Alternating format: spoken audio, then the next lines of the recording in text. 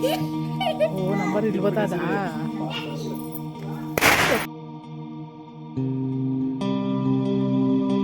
Hi hello ನಮಸ್ಕಾರ, welcome to my YouTube channel. ಇನ್ನು ಯಾರು ನನ್ನ ಚಾನಲ್ನ ಸಬ್ಸ್ಕ್ರೈಬ್ ಮಾಡಿಲ್ಲ, ಪ್ಲೀಸ್ ಸಬ್ಸ್ಕ್ರೈಬ್ ಮಾಡಿ, ಲೈಕ್ ಮಾಡಿ, ಶೇರ್ ಮಾಡಿ. ಬೆಳಕಿನ ಹಬ್ಬದ ಶುಭಾಶಯಗಳು ಎಲ್ಲರಿಗೂ. ನಾನು ವ್ಲಾಗ್ನ ತುಂಬ ಲೇಟಾಗಿ ಅಪ್ಲೋಡ್ ಮಾಡ್ತಿದ್ದೀನಿ.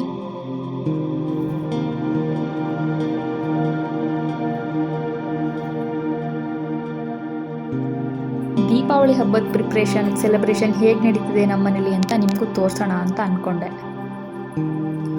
ನಾವು ದೀಪಾವಳಿಗೆ ಲಕ್ಷ್ಮಿನ ಕೂರಿಸಿ ಪೂಜೆ ಮಾಡೋದು. ಲಕ್ಷ್ಮಿನ ನಾವು ಸಂಜೆ ಇಟ್ಟು ಪೂಜೆ ಮಾಡೋದು. ಮುಖವಾಡ ರೆಡಿ ಆದಮೇಲೆ ನಾವು ಲಕ್ಷ್ಮಿನ ಕೂರ್ಸೋಕ್ಕೆ ರೆಡಿ ಮಾಡ್ಕೊತಾ ಇದ್ದೋ.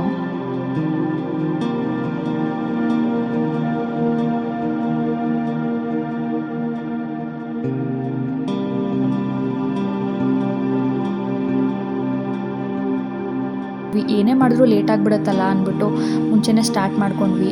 ಸಾರಿ ಎಲ್ಲ ಡ್ರೈಪ್ ಮಾಡಿ ಎತ್ತಿಟ್ಕೊಂಡು ಲಕ್ಷ್ಮಿನ ಕೂರ್ಸೋಕೆ ಅಂತ ಕೂತ್ಕೊಂಡ್ವಿ. ತುಂಬ ಟೈಮ್ ಹಿಡಿತದು.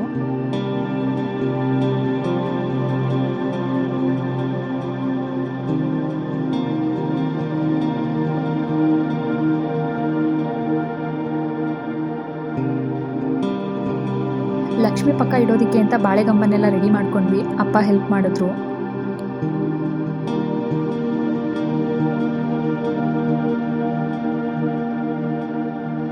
ಅದೊಂದು ಸ್ವಲ್ಪ ಸೊಟ್ಟ ಆಗ್ಬಿಟ್ಟಿತ್ತಂತ ಅಮ್ಮನೇ ಬಂದು ಫೈನಲಾಗಿ ರೆಡಿ ಮಾಡಿದ್ದಾಯಿತು.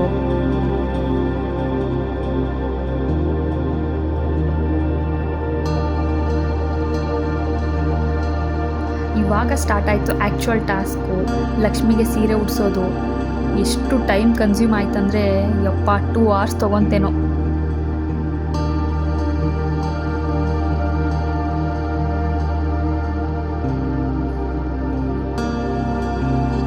ಫೈನಲ್ ಆಗಿ ಸೀರೆ ಫಿನಿಶಿಂಗ್ ಲೆವೆಲಿಗೆ ಬಂದು ನಿಂತಿದೆ. ಇವಾಗ ಏನೇ ಇದ್ರೂ ಮುಖವಾಡ ಹಾಕಿ ರೆಡಿ ಮಾಡಬೇಕು ಲಕ್ಷ್ಮಿನ.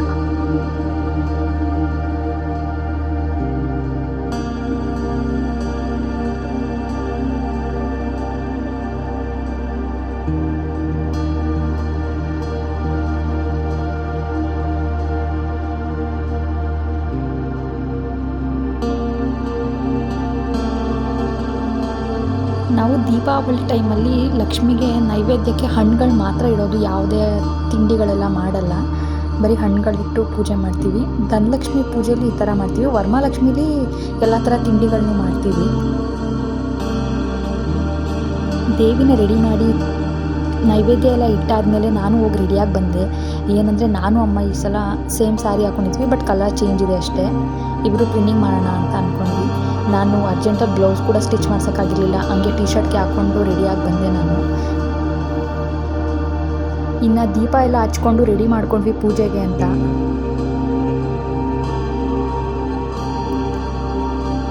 ನಮ್ಮನೆ ದೇವರು ಈ ಸಲ ತುಂಬ ಚೆನ್ನಾಗಿ ಕಾಣಿಸ್ತಾ ಇತ್ತು. ದೇವಿ ಮುಖ ಈ ಸಲ ಲ್ಯಾಶಸ್ ಎಲ್ಲ ಆ್ಯಡ್ ಮಾಡಿದ್ದೆ. ತುಂಬ ಚೆನ್ನಾಗಿ ಕಾಣಿಸ್ತಾ ಇತ್ತು.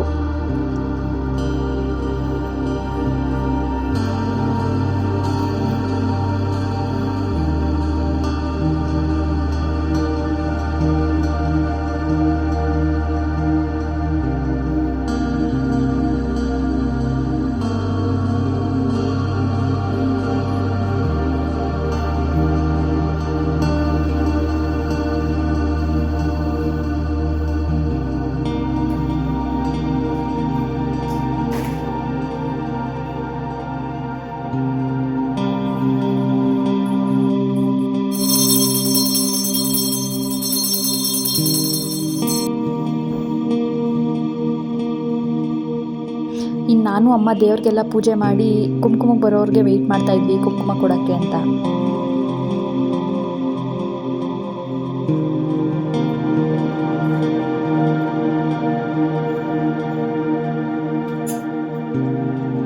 ನಮ್ಮನೆ ರಂಗೋಲಿ ಯಾವ ಥರ ಬಂದಿದೆ ಅಂತ ತೋರಿಸ್ತೀನಿ ಬನ್ನಿ. ನೋಡಿ ಎಷ್ಟು ಚೆನ್ನಾಗಿದೆ ನಮ್ಮನೆ ರಂಗೋಲಿ.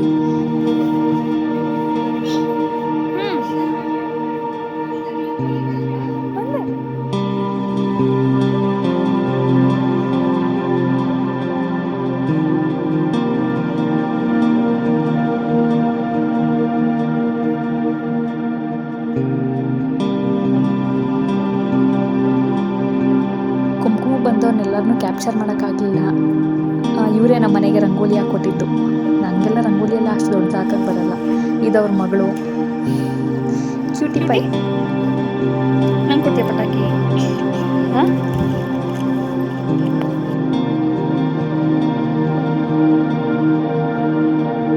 ನನ್ನ ಹಸ್ಬೆಂಡ್ಗೆ ಹಬ್ಬಕ್ಕೆ ರಜಾ ಇರಲಿಲ್ಲ.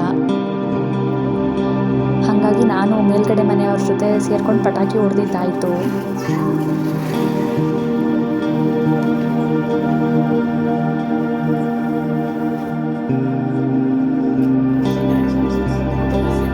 ಪಟಾಕಿ ಎಲ್ಲ ಹೊಡೆದಾದ್ಮೇಲೆ ದೇವರಿಗೆ ಆರತಿ ಮಾಡಿಬಿಡೋಣ ಅಂತೇಳಿ ಆರತಿಗೆಲ್ಲ ರೆಡಿ ಮಾಡಿಕೊಂಡು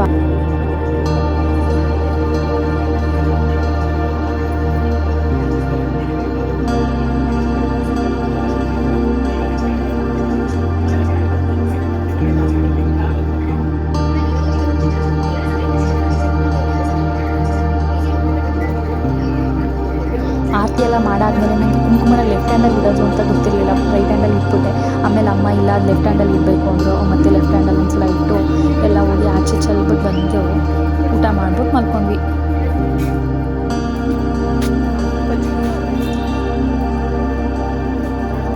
ಥ್ಯಾಂಕ್ ಯು ಫಾರ್ ವಾಚಿಂಗ್.